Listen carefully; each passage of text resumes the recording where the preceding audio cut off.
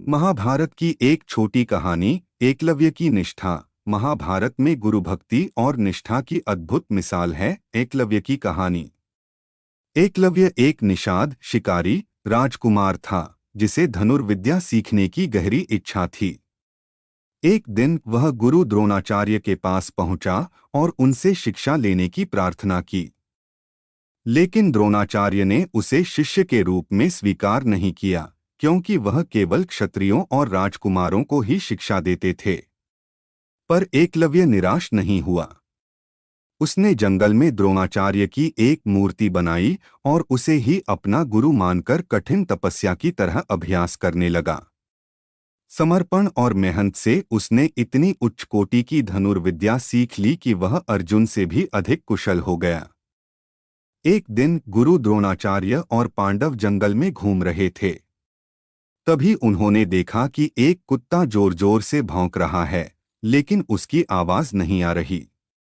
पास जाकर देखा तो पता चला कि कुत्ते के मुंह में एक के बाद एक बाण इस तरह लगे हैं कि उसे चोट तो नहीं पहुंची, लेकिन वह बोल नहीं पा रहा।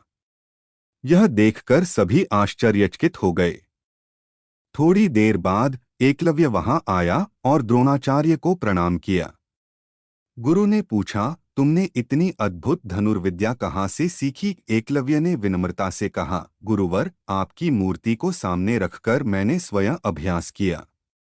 आप ही मेरे गुरु हैं।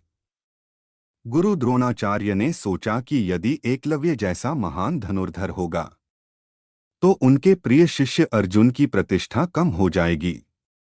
इसलिए उन्होंने एकलव्य से गुरु दक्षिणा में उसका दाएं हाथ का अंगूठा मांग लिया। एकलव्य ने बिना किसी हिचकिचाहट के अपना अंगूठा काटकर गुरु को दे दिया। इस तरह एकलव्य ने गुरु भक्ति और समर्पण की अद्वितीय मिसाल पेश की, लेकिन दुर्भाग्य से उसकी प्रतिभा को गुरु द्रोणाचार्य के एक निर्णय ने नष्ट कर दिया। शिक्षा, निष्ठा और समर्पण से कोई भी लक्ष्य प्राप्त किया जा सकता है, लेकिन कभी-कभी गुरु की गलत मांग भी शिष्य के जीवन को बदल देती है। गुरु का स्थान सर्वोपरि होता है, पर गुरु को भी न्याय और नैतिकता का पालन करना चाहिए। क्या आपको यह कहानी पसंद आई?